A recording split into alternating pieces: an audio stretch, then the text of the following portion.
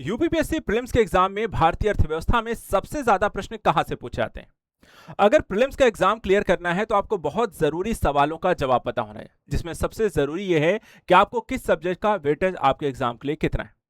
Reason ये भी है क्योंकि प्रीलिम्स का एग्जाम क्वालिफाइंग है, और क्वालिफाइंग एग्जाम के लिए जरूरी पहलू एक ये है कि आपको हर सब्जेक्ट का वेटेज पता होना चाहिए। सिर्फ वेटेज ही नहीं पता होना चाहिए, बल्कि आपको साथ साथ जैसे कि भारतीय अर्थव्यवस्था को लेकर के कहां से, किस टॉपिक से कितने क्वेश्चन आते हैं, क्या क्वेश्चन रिपीटेड पूछे जाते हैं, या फिर यहां पर यूपीपीएससी 2026 के प्रीलिम्स एग्जाम को लेकर के आपको किस सब्जेक्ट पर, किस टॉपिक पर ज्यादा फोकस करना चाहिए।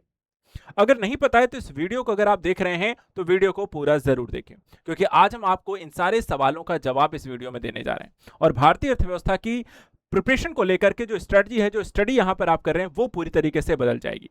चलिए आपको आराम से समझाते हैं, वीडियो को देखते चलिए और समझते चलिए कि भारतीय अर्थव्यवस्था में आप सबसे ज्यादा स्कोर कैसे ला सकते हैं।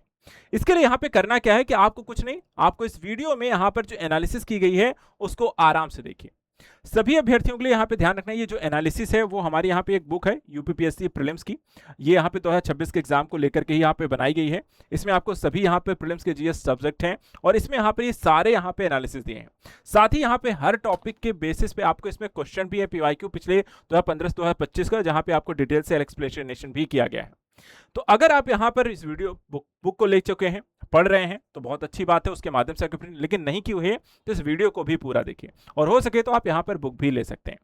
देखिए यूपीपीएससी प्रीलिम्स के जीएस कोर्स में जो मैं आपको इकोनॉमी पढ़ाने जा रहा हूं, उस इकोनॉमी का यहां पर आधार की आप समझ लीजिए पहली क्लास है। इस पहली क्लास को आप पीवाईक्यू एनालिसिस क्लास भी कह सकते हैं, जहां पर मैं आपको बताने जा रहा हूं कि जो चीजें मैं आपके चल करके पढ़ाऊंगा वहां पर आपको कौन से टॉपिक इंपॉर्टेंट है, किसकी क्या वेटेज होना है, कॉन्सेप्ट कैसे हैं, क्या चीजें किस बेसिस पे पूछी जा रही हैं, और आपको रिवीजन करने के लिए कैसे यहां पे स्ट्रेटजी लेकर के चलनी है। अब अगर मैं यहां पे आपको कहूं, ज्यादा कुछ नहीं, 2025 से लेकर के 2015 तक क्वेश्चन, और टोटल यहां पर योग आपको कितना है। सिर्फ सब्जेक्ट के यहां पर बड़े बड़े चैप्टर वाइज नहीं, बल्कि हर एक टॉपिक वाइज आपको मैं बताऊंगा कि कहां कहां से क्वेश्चन किस किस ईयर में पूछे गए। जैसे भारतीय अर्थव्यवस्था का परिचय जो टॉपिक है, यहां पर 2024 में 3, 2023 में 1 क्वेश्चन आया है, 2015 में 1 क्वेश्चन आया, टोटल यहां पे 5 क्वेश्चन आए। यानी कि देखा जाए तो आपको 23-24 के अलावा पिछले कई सालों से यहां पर आपको इस टॉपिक से कोई क्वेश्चन नहीं आया है। दूसरा टॉपिक यहां पे राष्ट्रीय आय को देख लीजिए, 2025 में क्वेश्चन आया है, उसके बाद यहां पर देखा जाए तो आपको कोई क्वेश्चन नहीं पूछा गया। यानी कि नेशनल इनकम का टॉपिक यूपीपीएससी के एग्जाम में आपको ज्यादा नहीं पूछा जाता है, या कैसे पूछा ही लगभग नहीं जा रहा है। बचत और निवेश को लेकर के देखें तो यहां पर आपको 2021 में एक क्वेश्चन पूछा गया, उसके बाद कोई क्वेश्चन नहीं पूछा गया है। यानी कि राष्ट्रीय आय, बचत निवेश जैसे टॉपिक पर यहां पर आपको कॉन्सेप्ट तो पता होने चाहिए, क्योंकि मेंस भी लिखना है, लेकिन प्रीलिम्स ओरिएंटेड देखा जाए तो यहां पे ज्यादा कुछ आपको डिटेलिंग पर डीप एनालिसिस करने की जरूरत नहीं दिख रही है। खाद्य सुरक्षा का टॉपिक पिछले 2 बार से लगातार पूछा गया, तो इस साल भी यहां पर पढ़ के जाना है, क्योंकि 24 और 25 में देखा है तो मल्टीपल ईयर में क्वेश्चन पूछे गए, यानी कि बैक टू बैक पूछा गया, तो हो सकता है रिपीटेड वे में खाद्य सुरक्षा फिर से क्वेश्चन बन सकता है। 1 क्वेश्चन और 3 क्वेश्चन, यानी कि क्वेश्चन की प्रवृत्ति भी ज्यादा पूछी गई है, इसलिए यहां पर इसके अलावा 2019 में, 2016 में भी क्वेश्चन आया है। टोटल नंबर ऑफ क्वेश्चन यहां पे देखे तो 6 क्वेश्चन खाद्य सुरक्षा से पूछे गए। इंडियन इकोनॉमी में यूपीपीसीएस के एग्जाम की बात कर रहे हैं। इसी तरीके से आपको इसमें यूपीपीसीएस के अलावा अगर हम देखें, आपको आता है मानव पूंजी का टॉपिक है, सिर्फ 1 क्वेश्चन है, और 2015 में क्वेश्चन, यानी कि 1 दशक में वो 1 क्वेश्चन, 2015 में, फिर 2025 में, फिर शायद 2035 में अगला क्वेश्चन आएगा। इसके बाद भूमि सुधार, जमींदार उन्मूलन को देखें, 2021 में, 2019 में, 2016 में, 2015 में टोटल 4 क्वेश्चन पूछे गए हैं। और यहाँ पे देखें पिछले 4-5 साल से ये टॉपिक एक ऐसा टॉपिक बन गया है जो यहाँ पर शायद आयोग भूल चुका है कि ऐसा भी कोई टॉपिक सिलेबस का हिस्सा है, आपसे क्वेश्चन नहीं पूछ रहे हैं। अगला यहां पे देखें तो भारत में नियोजित विकास और नीति आयोग को लेकर के देखा जाए तो 2017 से लेकर के 2021 तक लगातार इस पर क्वेश्चन आए हैं। कई बार आपको 3-4 क्वेश्चन आए, फिर एक क्वेश्चन पूछा गया, लेकिन 2022 से लेकर के 25 तक देखें तो नीति आयोग एक ऐसा आयोग बन गया है जिस पर यूपीपीएससी आयोग को भरोसा नहीं है क्वेश्चन बनाने का। ओवरऑल यहां पे हम देखें तो 10 क्वेश्चन आपको पूछे गए हैं आयोग से, 2015 में भी क्वेश्चन आया है। इसके बाद देखिए अगला आता है भारत में बैंकिंग को लेकर, तो भारत में बैंकिंग को 2024 में, 25 में, 22 में, 21 में और 20 में, यानी कि लगातार 20 से लेकर के 24 में क्वेश्चन पूछा गया है। सिर्फ 25 में क्वेश्चन नहीं आया है, लेकिन ये आगे भी पूछे जाने की संभावना इसकी बनी हुई है। तो भारत में बैंकिंग प्रणाली को अच्छे से पढ़ करके यहां पर जाना चाहिए। 2016 में देखिए 5 क्वेश्चन है, 2015 में 1 क्वेश्चन है, टोटल यहाँ पे 14 क्वेश्चन आपको भारत में बैंकिंग, यानी कि यूपीपीसीएस के एग्जाम में बैंकिंग प्रणाली को अच्छे समझ के प्रिपरेशन करके जाना है। इसके बाद मौद्रिक नीति और मुद्रास्फीति को लेकर के देखें तो सिर्फ आपको 2017 2016 में 1 और 2 क्वेश्चन पूछा गया, उसके अलावा क्वेश्चन नहीं है। फिर देखें तो आपको शेयर मार्केट को लेकर के यहाँ पर 2021 में क्वेश्चन है, उसके अलावा कोई क्वेश्चन नहीं, यानी कि शेयर मार्केट इतना इंपॉर्टेंट नहीं है। निर्धनता को लेकर के देखिए 3 क्वेश्चन 2025 में है, 1 क्वेश्चन 2022 में है, 2 क्वेश्चन 2020 में है, 2 ही क्वेश्चन 2018 में है, टोटल 8 क्वेश्चन निर्धनता से हैं। यानी कि साल 2 साल में यहाँ पे निर्धनता को बीच बीच में याद कर लिया जाता है कि भाई निर्धनता है देश में, प्रदेश में, समस्याएं हैं, इस पर भी क्वेश्चन हमें पूछ लेना चाहिए। तो यहाँ पे देखा 2025 में इन्होंने पूछ लिया है, 2 साल का, 1 साल का, 2 साल का यहाँ पे गैप जरूर रख रहे हैं, तो हो सकता है 2026 में इन पर ज्यादा ध्यान ना रहे। बेरोजगारी को लेकर के देखें तो यहाँ पे बेरोजगारी जैसे आयोग के लिए कोई मुद्दा ही नहीं है, जबकि भारत का सबसे बड़ा जो मुद्दा बना हुआ है, लेकिन यहाँ पे आयोग के लिए मेरे ख्याल से आपको बेरोजगारी कोई बड़ा मुद्दा नहीं है। इन्होंने क्योंकि 2024 में क्वेश्चन बनाया है और 2019 में क्वेश्चन बनाया है, उसके अलावा टोटल 2 क्वेश्चन है और यहाँ पे ज्यादा क्वेश्चन नहीं पूछ रहे हैं। फिर यहाँ पे देखिए आपको आर्थिक चक्र की बात करें तो यहाँ पर उन्होंने 2019 और 18 में लगातार 2 बार पूछा, ना उससे पहले ना उसके बाद यहाँ पर आर्थिक चक्र शायद लगाना ही भूल चुका है आयोग। प्राथमिक क्षेत्र कृषि एग्रीकल्चर को लेकर, एग्रीकल्चर में कई सारे टॉपिक हैं, सबको मर्ज करके देखेंगे।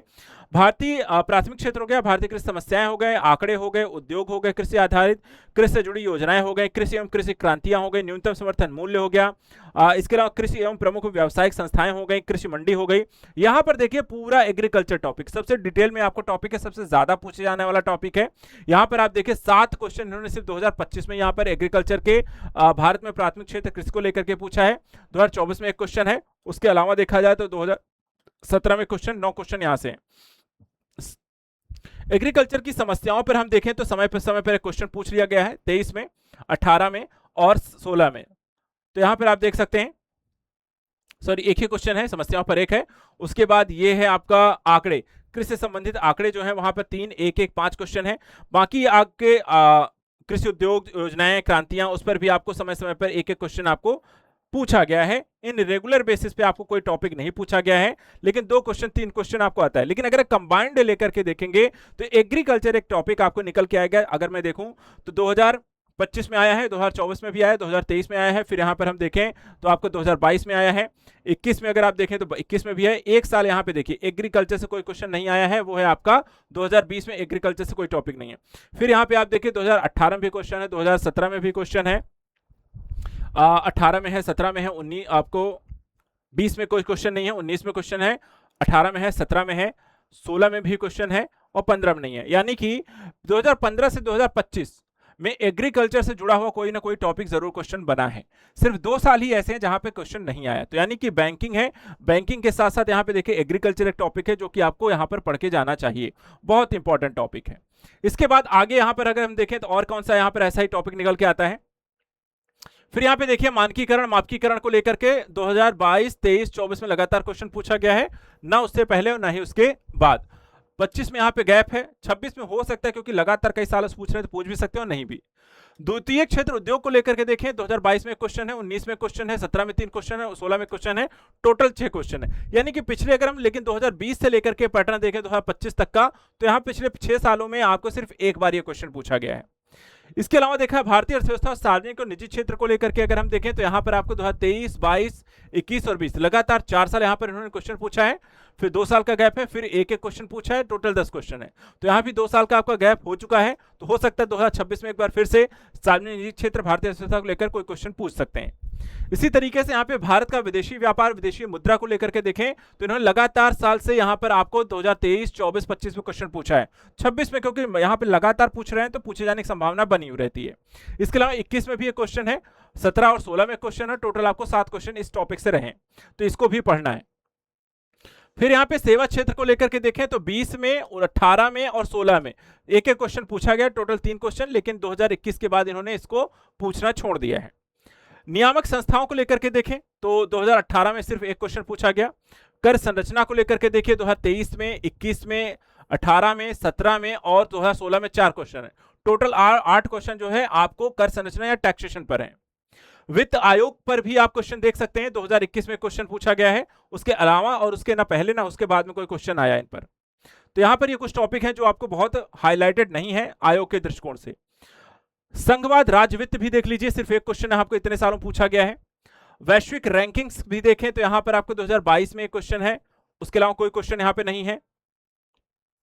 राष्ट्रीय विकास एवं तिथियों को लेकर के देखिए तो एक क्वेश्चन 2021 में, उसके अलावा आपको 2017 में क्वेश्चन है, टोटल 2 क्वेश्चन आते हैं। उसके बाद हम यहाँ पे देखिए तो पुस्तक और लेखक को लेकर के आपको 2024-25 में 2 साल बैक टू बैक 1 और 2 क्वेश्चन आए, उसके अलावा टोटल यहाँ पे 3 क्वेश्चन है, एक्स्ट्रा कोई क्वेश्चन नहीं है। फिर हम देखें तो यहाँ पे सहकारी आंदोलन को लेकर के देखिए तो आपको सिर्फ 2018 में क्वेश्चन आया, उसके अलावा कोई टॉप क्वेश्चन नहीं, यानी कि यहाँ पे ज्यादातर टॉपिक जो है वो पूछे नहीं जाते, इतना यहाँ पर पढ़ने की जरूरत नहीं है। इसके बाद यहाँ पे शुरू होता है जैसे कि अंतरराष्ट्रीय आपको वित्तीय संगठन और स्वैच्छिक समूह, ये एक इंपॉर्टेंट चैप्टर है। यहाँ पे देखिए एक क्वेश्चन 2025 में, 3 क्वेश्चन 2024 में, 3 ही क्वेश्चन आपको 2023 में है। इसके अलावा 2020 में एक क्वेश्चन है, 3 में, फिर यहाँ पर 2018 में 3 क्वेश्चन है, 2017 में क्वेश्चन है, टोटल नंबर ऑफ देखें तो 12 क्वेश्चन इससे पूछे गए। फिर आते हैं सूचकांकों को लेकर के, तो वैश्विक सूचकांक हर साल पूछा जाने वाला यहाँ पर आपका टॉपिक बना हुआ है। देखिए यहाँ पे 2 क्वेश्चन 2025 में है, 4 क्वेश्चन 2024 में है, 3 क्वेश्चन आपको देखा है 2023 में है।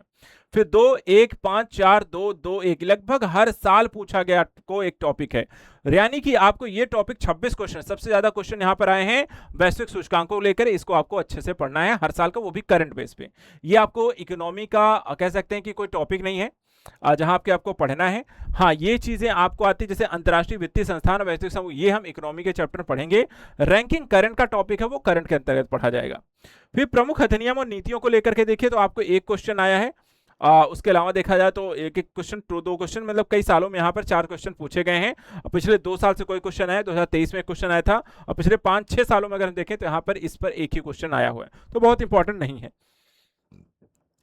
विविध को लेकर के देखिए जो मिसलेनियस टॉपिक हो गए 2, 3, 2, 2 करके ऐसे 9 क्वेश्चन आए। ओवरऑल स्ट्रक्चर समझिए, ओवरऑल अगर हम देखें यहाँ पर कुल 39 ये जो अध्याय हैं आपके टॉपिक्स हैं, 20 क्वेश्चन आए हैं 2025 में इकोनॉमी से, 21 क्वेश्चन आपको आए हैं 2024 में, 23 क्वेश्चन आए हैं 2023 में, 2024 में यहाँ पर 22 में, 23 में, 25 में, 24 में, 23 में, 22 में आए हैं 9 क्वेश्चन आए हैं, और 2021 में अगर हम देखें यहाँ पर आपको 26 क्वेश्चन आए।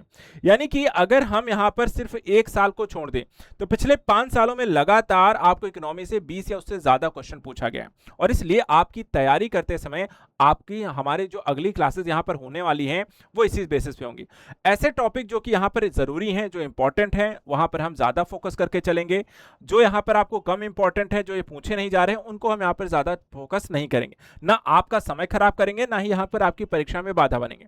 तो हम यहाँ पर आपके पीवाईक्यू के बेस पर फास्ट ट्रैक यहाँ पे एक रिवीजन कोर्स लेकर आए हैं, और उसके माध्यम से ये पूरी चीजों को हम आसान भाषा में, बहुत ही सरल शब्दों में इंडियन इकोनॉमी को पूरा पढ़ाएंगे। बस आपको मेरे साथ यहाँ पर जुड़ना है, चीजों को आसान भाषा में समझना है, विद एग्जांपल चीजों को लेकर के चलेंगे, कॉन्सेप्ट क्लियर करते चलेंगे, और लास्ट में यहाँ पर देखिए एक काम यहाँ पर आपको होमवर्क में मिलेगा। होमवर्क में क्या मिलेगा? होमवर्क में ये रहेगा काम, ये सभी बच्चों करना है, ये बुक रखनी है अपने पास। जो भी चैप्टर मैं यहाँ पर पढ़ाता चलूंगा, उस चैप्टर को पढ़ाने के बाद आपको करना क्या है, इस बुक को अपने पास रखना है, और जो भी चैप्टर यहाँ पे खत्म हो जाएगा उससे रिलेटेड पीवाईक्यू जो है वो जाकर के लगाने हैं। तो एक बार यहाँ पे कॉन्सेप्ट क्लास कर लेनी है, और घर जाने के बाद यहाँ पर एक होमवर्क रहेगा कि उसी चैप्टर का पीवाईक्यू भी लगाते रहें। इससे आपका 2 बार रिवीजन होता चलेगा, और यही यहाँ पे पूरी प्रोसेस हमें एग्जाम तक लेकर के चलनी है। और एग्जाम से पहले यहाँ पे जैसे सब्जेक्ट कंप्लीट होता चलेगा तो तीसरी बार भी रिवीजन करते रहें। तो 3 बार यहाँ पर हमारा जो टारगेट है कि आपकी परीक्षा से पहले हर सब्जेक्ट 3 बार रिवीजन करें, और शुरुआत हम यहाँ पर इंडियन इकोनॉमिक्स कर रहे हैं। तो आज का यहाँ पर सत्र यहाँ पर शुरू करते हैं। ये शुरू इसलिए करते हैं क्योंकि यहाँ से चीजें आगे बढ़ने वाली है, ना कि यहाँ से खत्म होने वाली है। तो मिलते हैं आपको अगली क्लास में और भी चीजों को समझने को लेकर के एक नई जर्नी में। Thank you so much and good luck.